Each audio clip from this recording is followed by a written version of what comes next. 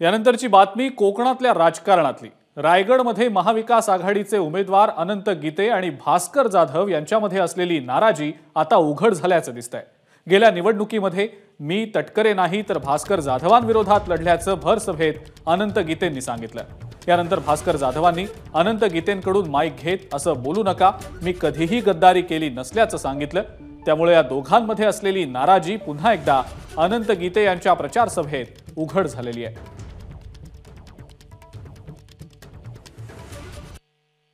आता हळूहळू प्रचाराला रंगत येते आहे, वातावरण तापायला लागलेलं आहे।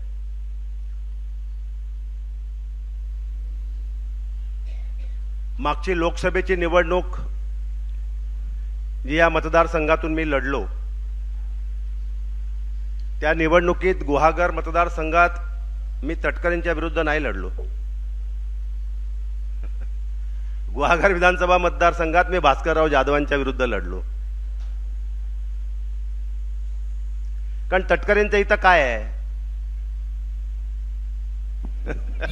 सॉरी गीते साहेब, पण मला असं वाटतं की तुम्ही हे थोडं बोलणं आता टाळलं पाहिजे।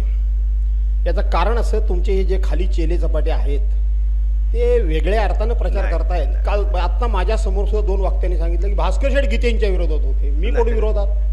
मी ज्या पक्षाचा होतो त्या पक्षाचं मी काम करत होतो। मी तुमच्या विरोधात कुठं? बरोबर आहे। म्हणून पेरणी अशी होती की तुमच्या विरोधात मी आहे, जमलं तर हे बदला। ते भास्कर जाधव राष्ट्रवादीत होते म्हणून तटकरेंच्याकडे होते। बरोबर आहे का नाही रे भावानो? मी पक्षात राहून कधीही गद्दारी केलेली नाही, की ज्याचा अनुभव मी चिपळूणमध्ये घेतलाय निष्ठावंतांचा।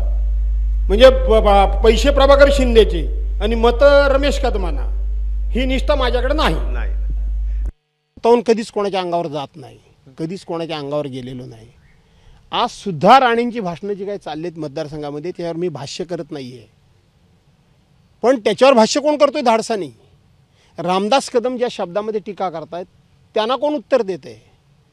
म्हणजे ह्या सगळ्याला उत्तर भास्कर जाधव द्यायला हवा आहे, पण जेव्हा संघर्ष होईल तेव्हा मी नाही बाई त्यातली, म्हणून काही लोक हात राखतात। त्याच्याकरता ती 10 तारखेला सभा होती। ही कोणावर नाराजी करता नव्हती, पक्षावर नाराजी करता नव्हती। उद्याच्या निवडणुकीमध्ये विनायक राऊतांनाच आपण निवडून आणू आणि अनंत गीतेंनाच आपण निवडून आणू, हे तुम्हाला पुन्हा एकदा सांगतो। एबीपी माझा, उघडा डोळे बघा नीट।